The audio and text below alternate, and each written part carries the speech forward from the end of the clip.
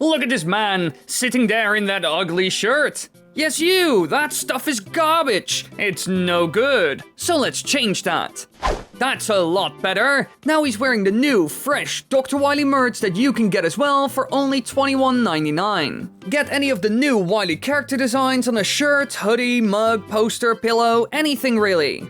And that's not all. You can also get the Dr.Wily logo on a t-shirt or anything else. So go check it out now by clicking the link in the upper right corner, clicking the link in the description, or by checking out the merch shelf below the video.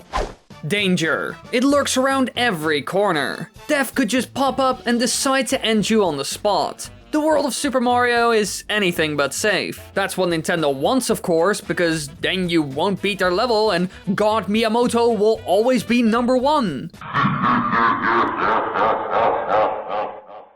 But some people can get past all those traps and enemies. However, there's one they will always remember: the grinder. A spinning metal saw blade that tries to get rid of you, and I gotta say, it can be pretty effective at that. So today we will take a look at these iconic hazards from the Super Mario games to see how they evolved in terms of use, design, gameplay, and story. Now let's dive right in. Alright, it all started quite a long time ago, 30 years to be exact, in the year 1990 when Nintendo released a brand new game and console, Super Mario World and the SNES. And in this game, the grinders made their debut, being found in some fortresses and castles seen in the new world of Dinosaur Land. Now there are basically two types of grinders, line-guided and non-line guided versions, and they aren't very complicated to be honest. The line-guided variety travels along a dotted line, while the non-line guided grinders travel across the floor. Pretty simple stuff really. However, there's kind of a problem.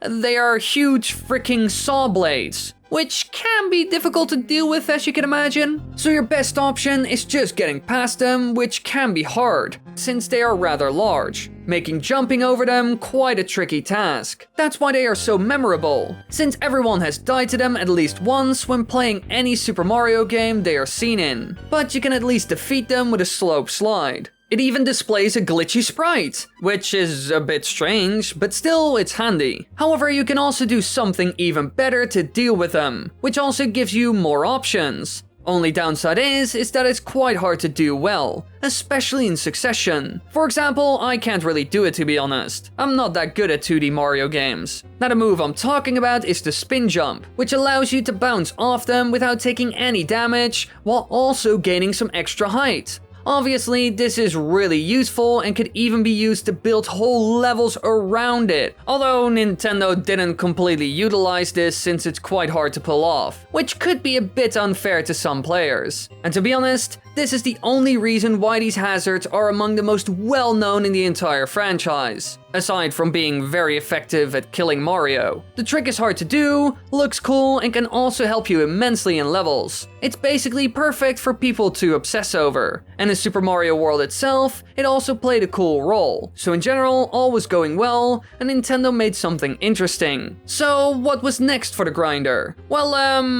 not much really? Nintendo got distracted once again and went off to make all kinds of 3D games like Super Mario 64 and Sunshine. So for a long time the grinders weren't actually seen in the game, and almost no 2D titles were made at all. But after an incredibly long time they did return, this time in Super Mario Galaxy 2, which was a 3D game. So things were different this time around. Actually, in this game they weren't called grinders at all. They actually went by the name buzzsaws, as stated in the Prima guide, which is quite odd and we don't really know why, but they started calling them that. Now they appear in Puzzle Plank Galaxy and the Rolling Masterpiece Galaxy, where they cut through planks of wood and cause them to fall. And only when you come close to a grinder it starts moving, so dodging could be an option here. Now I will be honest, I think this is brilliant. Nintendo decided to create something fitting around the saw blade theme that also created really cool gameplay scenarios. These blades are still a hazard in the game, especially now because you can't spin jump on them anymore, which is a bit of a bummer. It actually never returned after Super Mario World, which is a disappointment, but hey, we got something in return. Now aside from being a standalone danger in this game,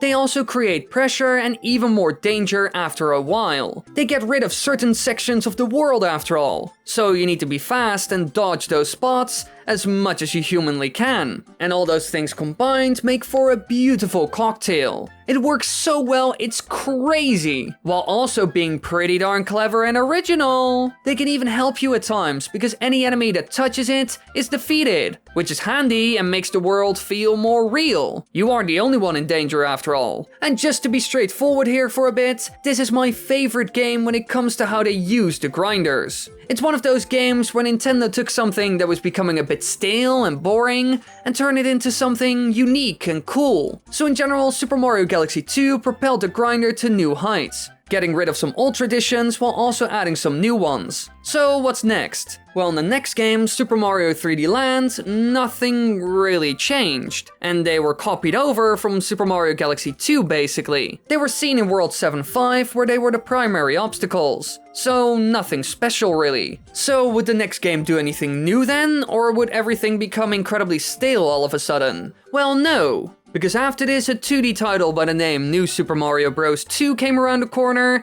and things were different once again. Here they operate on tracks just like they did in Super Mario World, and they can also jump vertically, if the tracks allow them to at least. Destroying them also became a lot harder, because even the gold fireballs from Mario have no effect on them. And there are also two types now, because this game introduced the big grinders, which is just a bigger version. I mean, it's in the name. Those are mostly even harder to get over. Besides that, they aren't really different. So in general, this game went back to the roots. Those good old Super Mario World days, you know? But they didn't really do anything new with the formula. So while it's really cool and fun, they could have at least added something more substantial. Actually, they took a major step back, because you can't spin jump on them, which was probably the mechanic that made them the most fun to mess around with in Super Mario World. Nintendo just got rid of it, even though it was one of the most memorable things seen in that entire game. But sadly enough, that's just reality. You can't spin jump on them in any of the games. It was just a thing seen in the very beginning. Now at this point, they were seen in both 3D and 2D games,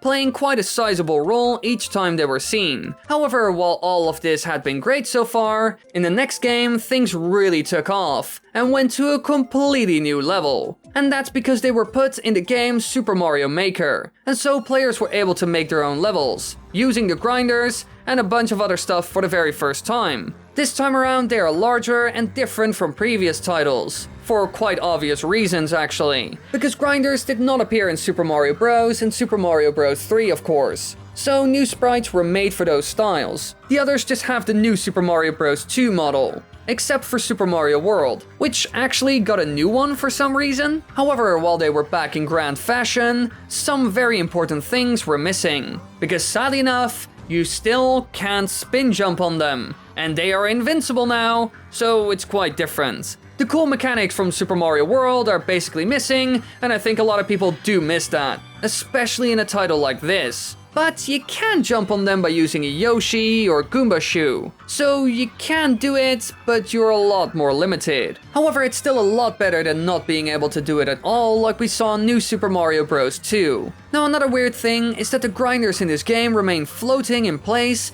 instead of spinning right and left if not connected to a track, which did open the door to some new things, but also closed doors to others. It would have been better if you could have done both. Now later on in the game's life cycle, the version 1.3 update allowed the player to shake the grinder, turning it into a bumper. These will simply cause Mario to bounce off it, nothing else. And in Super Mario Maker 2 they became separate objects. In a way, they're kind of reminiscent of the spin jumping. So clearly Super Mario Maker 1 and 2 gave the grinder quite a big role, and you can even see them in a lot of player-made levels. However, it would have been better if the players could spin jump on these hazards. Just imagine what people would build. Levels could have been insane! Sure, you can still spin jump on a couple of other things seen in the game, but it would have been even better if people had the option of using the grinders for this as well. Now after this larger-than-life game, nothing really happened to the grinder anymore. We only saw them in some spin-off stuff that came out around the same time like Super Mario Run. But to be honest, a title like that isn't too interesting. And throughout the years, we haven't seen them in any other spin-off games either. We only saw them in a lot of turn-based games like Mario & Luigi or Paper Mario. So this is kind of the end of the road for the grinder.